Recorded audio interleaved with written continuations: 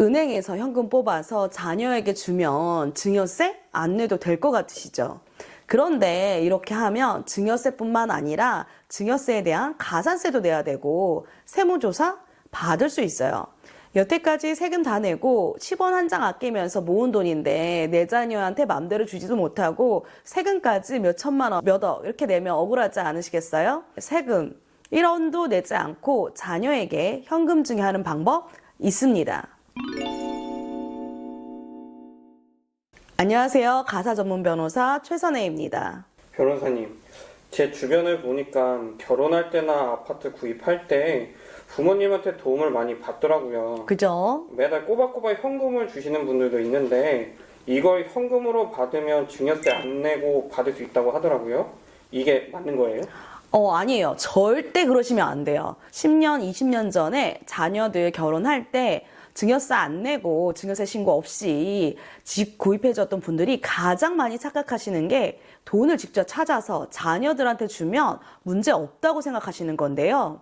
그렇지 않습니다. 평소에 현금 출금을 소액만 하시는 분들이 1,000만 원 이상 출금 내지 이체하시면 이걸 이상거래로 보거든요. 그래서 금융사에서 금융정보분석원에 보고하도록 되어 있어요. 그리고 출금보다 현금 입금은 더 위험합니다. 매출 누락, 탈세로 의심해서 국세청에서 세무조사 나올 수 있어요. 특히 자녀가 집을 살 때 돈이 많이 필요하잖아요. 이때 큰 돈을 증여하거나 빌려주시면요. 최근에 그 돈을 어디서 얻게 됐는지 그 자금 출처를 밝혀야 하게 되는 경우가 많아요. 그러면 증여세 내지 않고 부모님한테 돈을 받을 방법이 없는 건가요? 아니요. 방법은 있습니다. 변호사가 무슨 절세 이야기냐 이렇게 생각하실 수 있는데 제가 사무사 자격도 있고 국세심사위원회나 지방세심의위원회 위원으로 4년 넘게 활동을 하면서 그 세무 분쟁에 대해 많이 다룬 경험이 많은 변호사에 속하거든요. 특히 그 서울 유명 세무법인이나 잘 나가는 세무사님과 협업도 해서 저한테 많이 도움을 받기도 하세요. 내 자녀에게 증여를 생각하고 계신 분들, 그리고 부모님께 금전적인 도움을 받기로 한 분들, 이 영상 끝까지 보세요. 그래야 세금 한 푼도 내지 않으실 수 있습니다. 얼마 전에 부모님께 아파트 분양대금을 지원받을 분께 컨설팅 해둔 일이 있었는데요. 아파트를 분양받았는데 자기가 가진 돈은 별로 없고 아파트 분양대금으로 추가적으로 내야 되는 돈이 수억 원이었던 거예요. 부모님께서는 이전부터 집을 사게 되면 도와주겠다라고 하셨고요. 그런데 부모님이 현금으로 돈을 찾아서 주신다는 거예요. 그래야 증여세 안 낼 수 있다고 착각하신 거죠. 그래서 제가 세금을 안 낼 수 있도록 3가지 방법으로 계획을 세워드렸습니다. 첫 번째가 부모님께 차용증을 쓰고 돈을 빌리는 거예요. 법적으로 한 2억 1,700만 원까지는 부모님께 무이자로 빌려도 증여세 전혀 없습니다.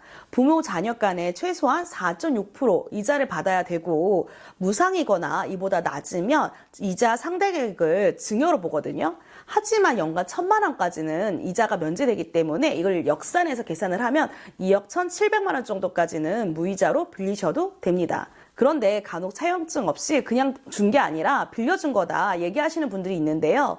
일단 부모 자식 간의 현금 거래는 증여로 추정이 돼요. 일단 증여로 본다는 거죠. 그래서 납세자가 증여가 아니라는 것을 입증을 해야 됩니다. 통상 금전거래가 있고 나서 2, 4년 정도 지나고 나면 세무조사가 되는 경우가 많거든요. 하지만 일단 세무조사 이후에 차용증을 쓰면 과세관청에서 안 믿어주겠죠.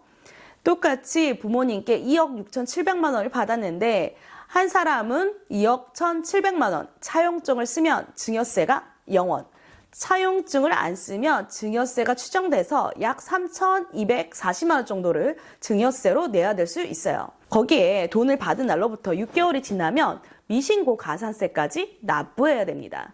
그러니 빌려준 당시에 차용증 쓰고 법원에서 확장일자를 받거나 내용 증명을 보내는 게 좋습니다.